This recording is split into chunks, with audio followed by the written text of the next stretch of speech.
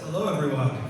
I have an announcement. So next Friday, a week from Friday, I'm going to be hosting a movie night here on campus.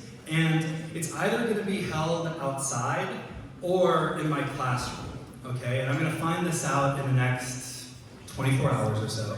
And if I'm going to hold it in my classroom, then it'll be limited to about 20, 25 people, and I'll send out a sign-up sheet. And if it's held outside, everyone can come. But the whole idea behind the movie is we're getting to that gratitude season at the end of the year here. Sadly, our seniors will be leaving us soon.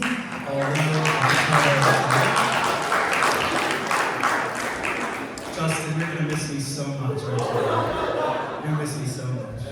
Okay, and so to kick off the gratitude season, I wanna screen a film called 20 Feet from Stardom. Anyone in here see that movie? Raise your hands. All right, very few. So the film really centers on the unsung heroes behind some of the most popular music that we all love and cherish. And so the reason why I'm screening that film is as we wind down, as the year unfolds, I invite you all to think about the unsung heroes that help you shine so brightly. I think about some of the unsung heroes of the York community, Mr. Martin and Mr. Santos. Can we give it up for some of those guys?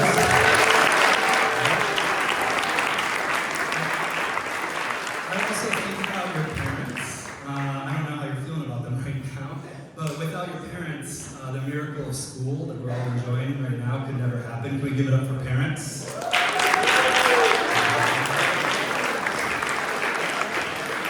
And so, the film is beautiful. It has a lot of heart and a lot of really good music, and so I hope that you'll join me the night before prom. All right, so thank you.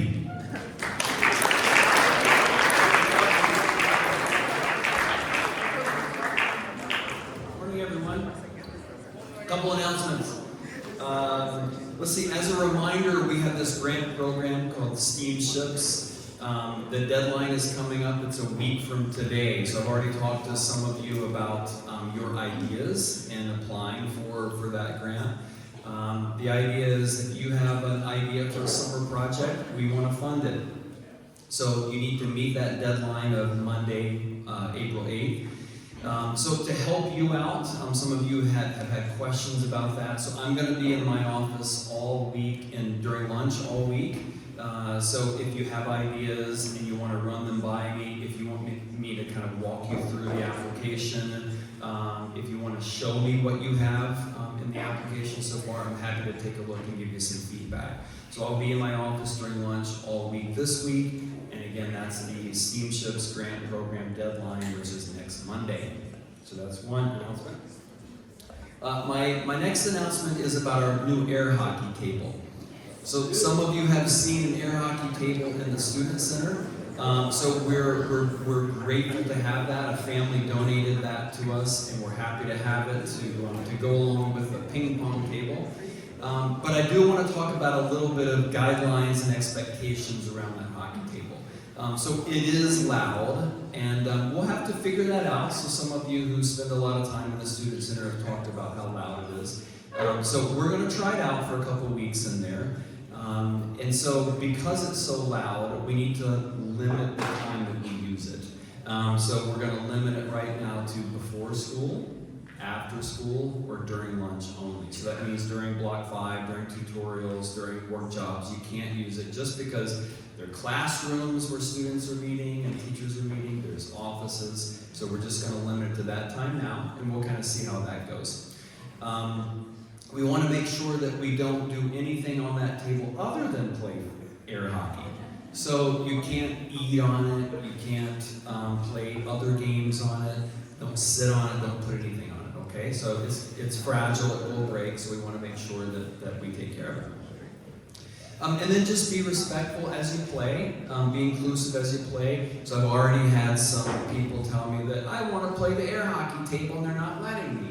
That was Brian. So be inclusive. If someone's waiting, let them have their turn. Try to not be too loud. So Trevor, you were really loud when you were playing at the elementary. So try not to be too loud. And then just be respectful. Okay, so we want to make it work here, and I welcome any feedback you have. And thanks for making it work for us. All right.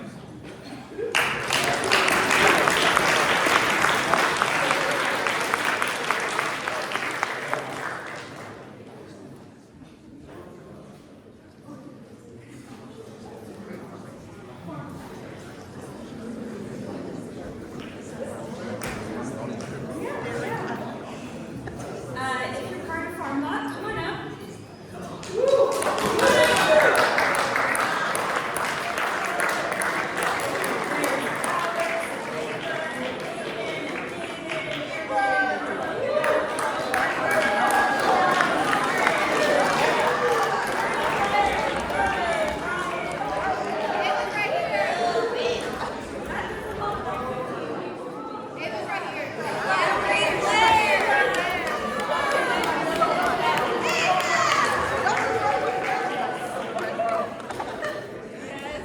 Kill all of them.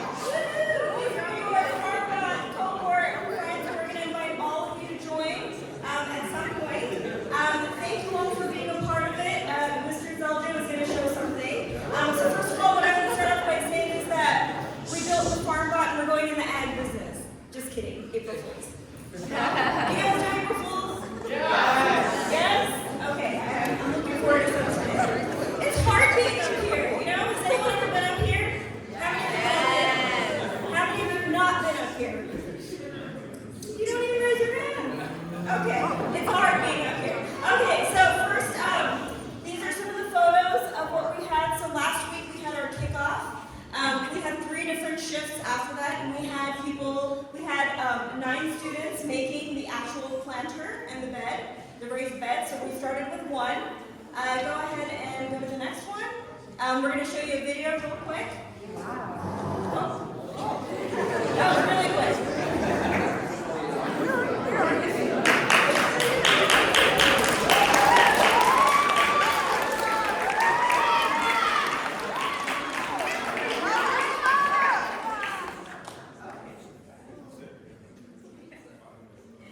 Watch real fast. This is going to go quick. Yes.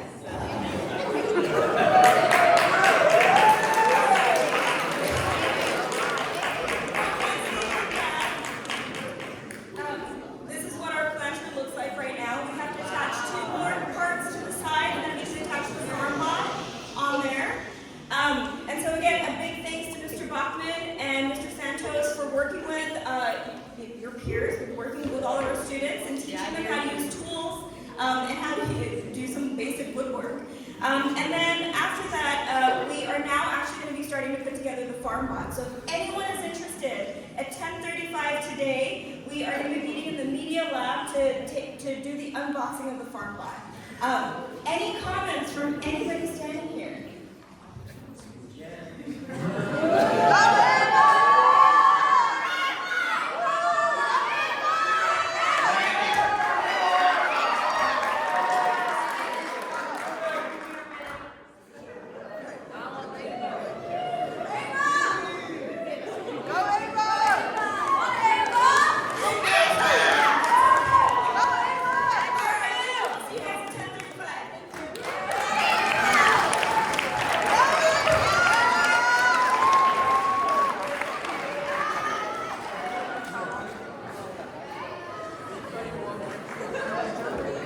Okay, next up is Boys Volleyball and Mr. Martin.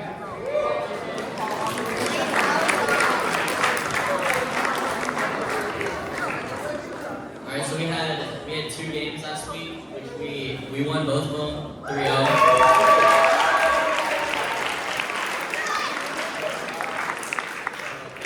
A little wet this year, pretty easy. But this week Monday we got Oakwood away. I don't expect y'all to come to that one. But Wednesday we got Everett Alvarez. That's gonna be the hardest game of the season, so that's gonna be a fun game.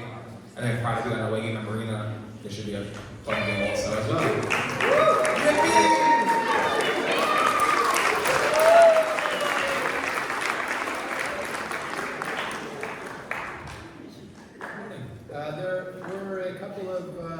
various art events, art shows, competitions that we participated in as a school. And there's one coming up that I wanted to mention because it's sponsored by the California Arts and Science Institute, which is right here in Carmel.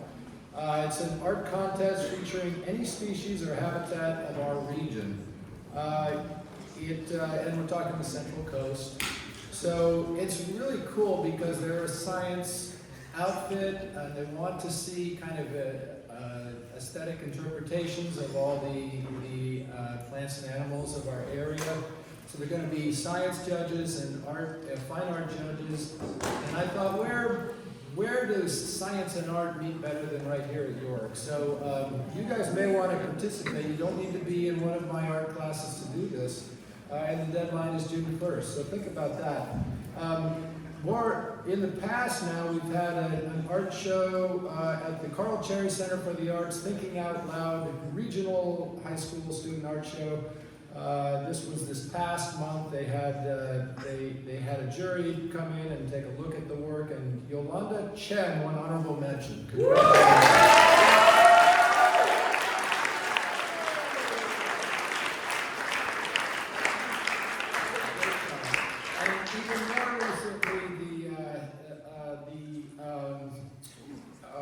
Poster contest that was sponsored by the Monterey County chapter of the League of Women Voters. The event was called Your Vote is Your Voice, Register and Vote. And the winners and all the participants are being hung currently in 7 local libraries. Merit awards were given to Lily Gill and Sam Clark.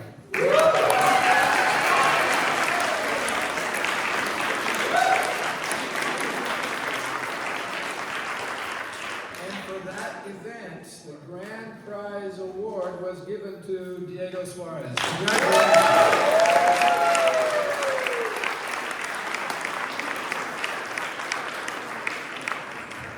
Congratulations, artists. Okay, now we have a marathon announcement followed by jazz band.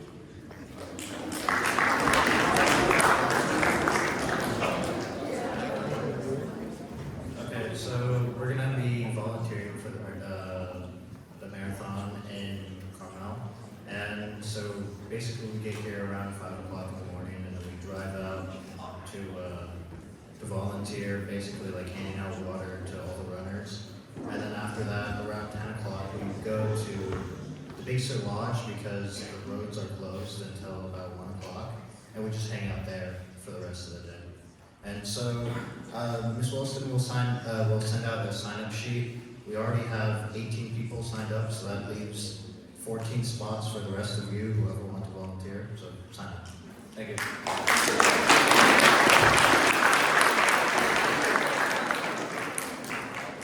if you like jazz, you should come join. You should come and support us this Wednesday. Okay, so yeah, you and I are both members of the jazz band, and we've been working really hard this year to prepare some songs. And tomorrow on Wednesday from 6:30 to 7:30, we'll be playing in the library. So come out and listen. Yeah, come support us.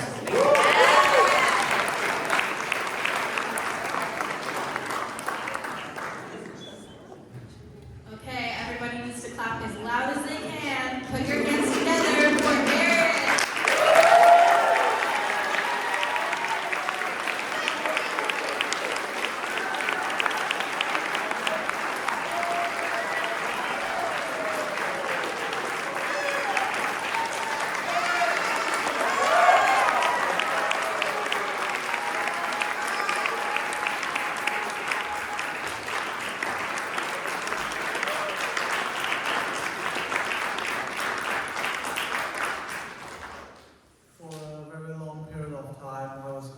About why those actors in movie and people in news always cry when they lose a family member or a friend.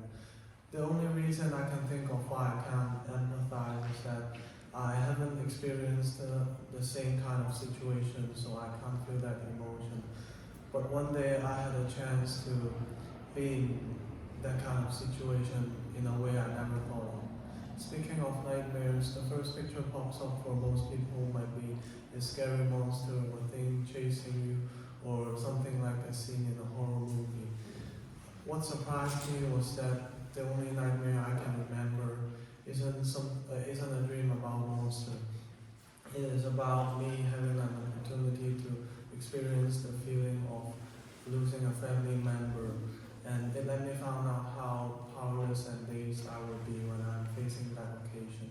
So I think it's a meaningful story to share. After I was in the dream, I immediately found out that I was standing in a skyscraper and my mom was standing on the edge of the building. Then she started walking along the edge. I didn't know why she went out there, but I kept asking her to come back in. Suddenly she fell off the building. My brain malfunctioned, but then I rushed to the elevator.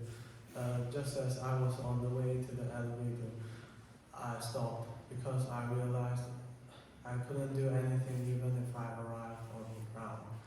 Since my study in kindergarten, the adult taking care of me was my aunt because my parents were too busy handling their work.